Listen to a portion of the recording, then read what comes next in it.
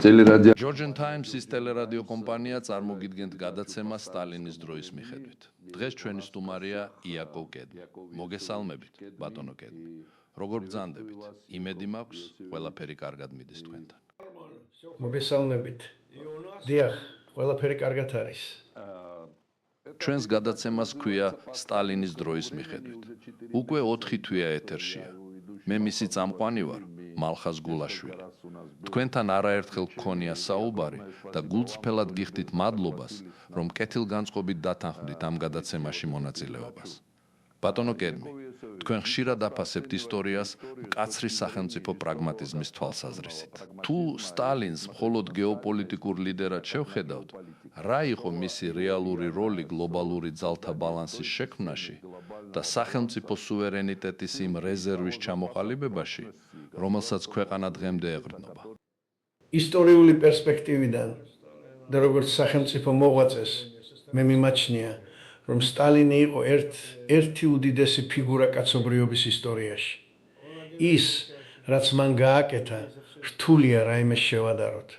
მან ჩაიბარა ქვეყანა, რომელიც დანგრეული იყო.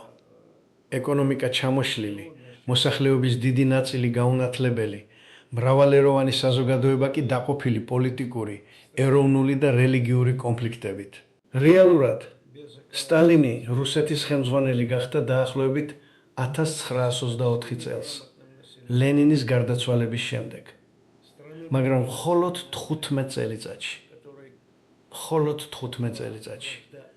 მან ჩამოშლილი და განადგურებული ქვეყანა გარდაქმნა.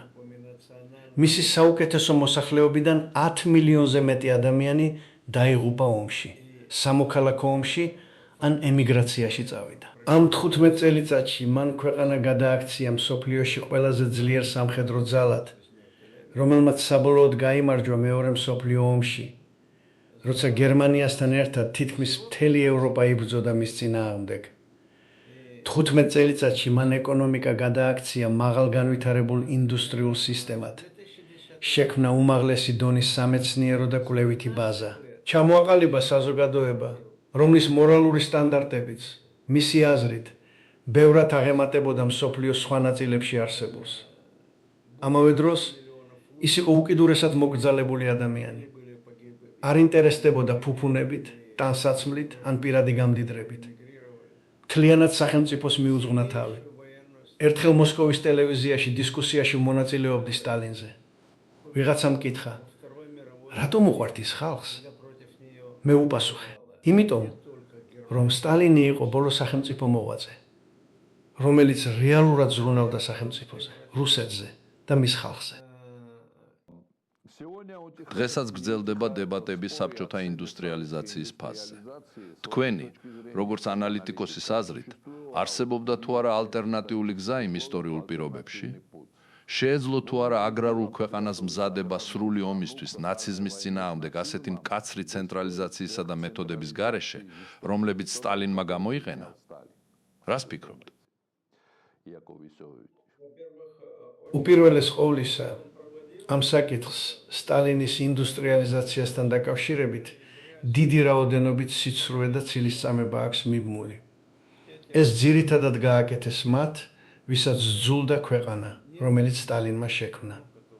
ინდუსტრიალიზაცია საბჭოთა კავშირში 1930 იან წლებში დაიწყო და გამოყენებული იქნა რამდენიმე ძალიან ჭკვიანურად შერჩეული ფაქტორი.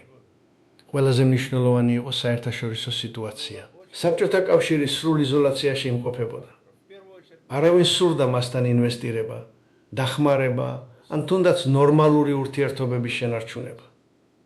სტალინმა გამოიყენა აშში დიდი დეპრესია და მოიზიდა როგორც სპეციალისტები, ისე მსხვილი კომპანიები რუსეთში.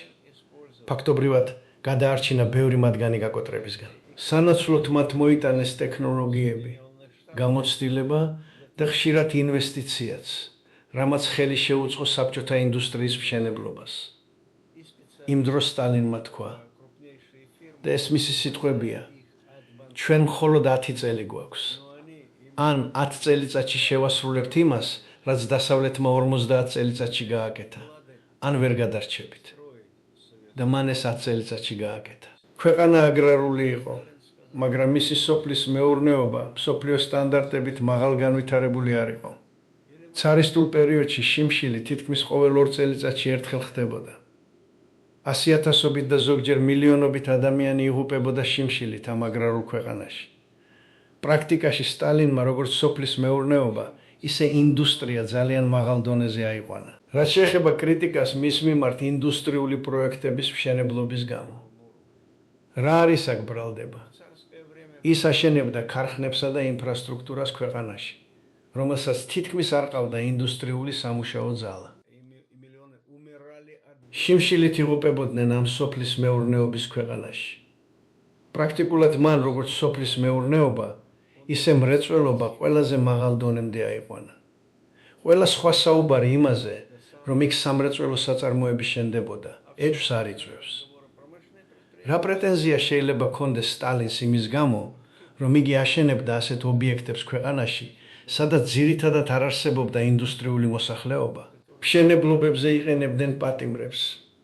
დიახ, პატიმრების გამოყენება ხდებოდა, მაგრამ ძირითადად ეს იყვნენ კრიმინალური დამნაშავეები, რადგან ბანაკებში მყოფთა აბსოლუტური უმრავლესობა სწორედ კრიმინალები იყვნენ. კრიმინალურ პატიმრებს დღესაც იყენებენ სახელმწიფო სამუშაოებზე. მოგიყვანთ მხოლოდ ერთ მაგალითს, რომელიც ჩაახშობს ყველა ამ სოვე ფსევდოლიბერალს, რომლებიც ყველაფრის დამახინჯებას ცდილობენ.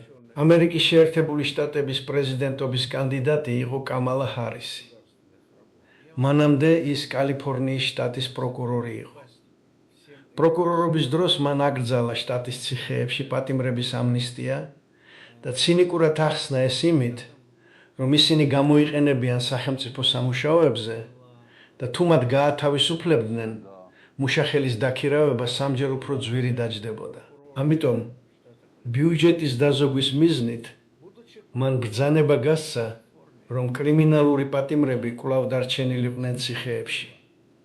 სხვათა შორის, აშშ-ში მსოფლიოში ყველაზე მეტი პატიმარია. და ეს მაშინაც ასე იყო და დღესაც გრძელდება.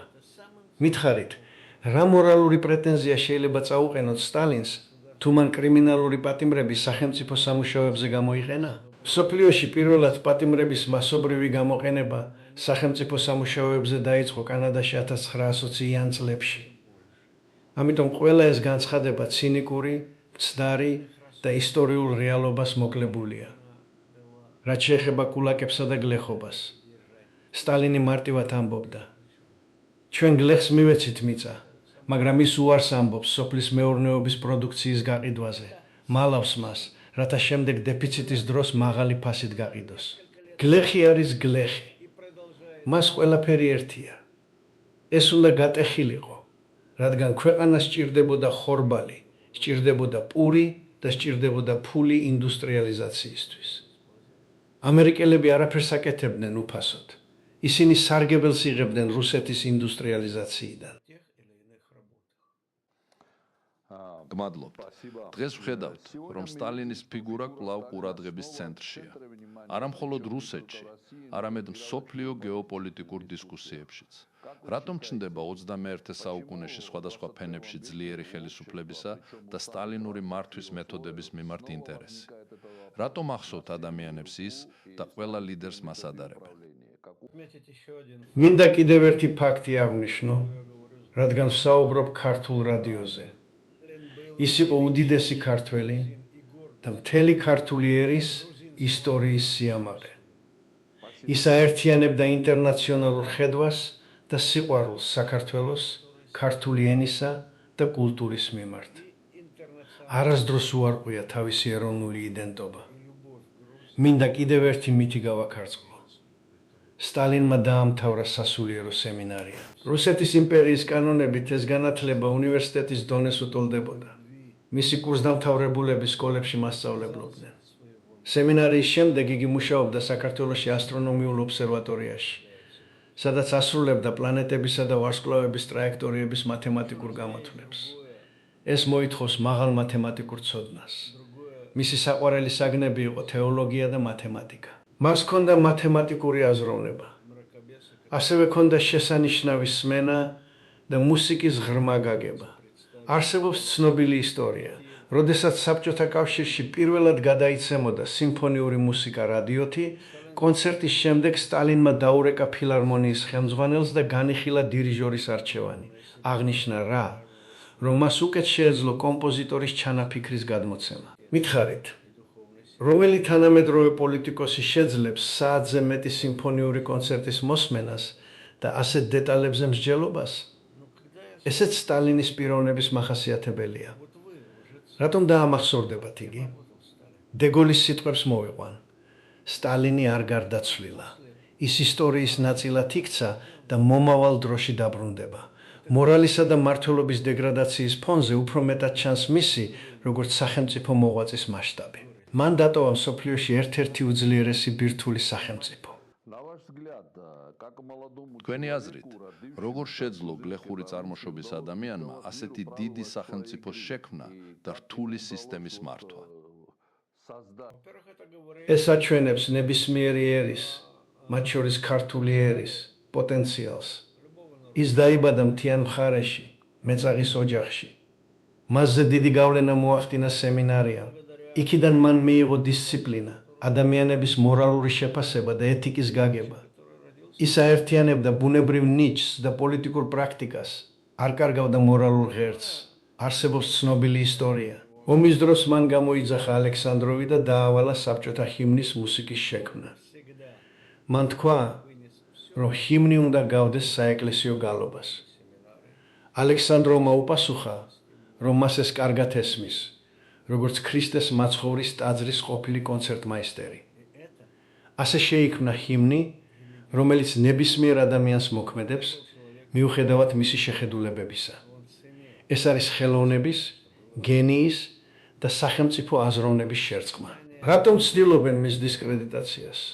იმიტომ, რომ ეშინიათ მისი მემკვიდრეობისა და გავლენის. რეპრესიები მნიშვნელოვნად გადაჭარბებულია. არქივების მიხედვით 1921-1953 წლებში პოლიტიკურ მუხლებით დააკავეს დაახლოებით 3-4 მილიონი ადამიანი. სასიკვდილო განაჩენები 400-დან 630,000-მდე, თუმცა ყველა არ შესრულებულა. მათ შორის იყვნენ ნამდვილი დამნაშავეები, დივერსანტები და კოლაბორაციონისტები. იყო შეცდომებიც, მაგრამ ეს არ შეესაბამება პროპაგანდის მასშტაბებს. ისტორიული კონტექსტი უკიდურესად მკაცრი იყო. მსოფლიოს სხვადასხვა ქვეყნებში ხდებოდა რეპრესიები და ძალადობა. უნდა გავიგოთ ეპოქა და არათანამედროვე სტანდარტებით შეფასება.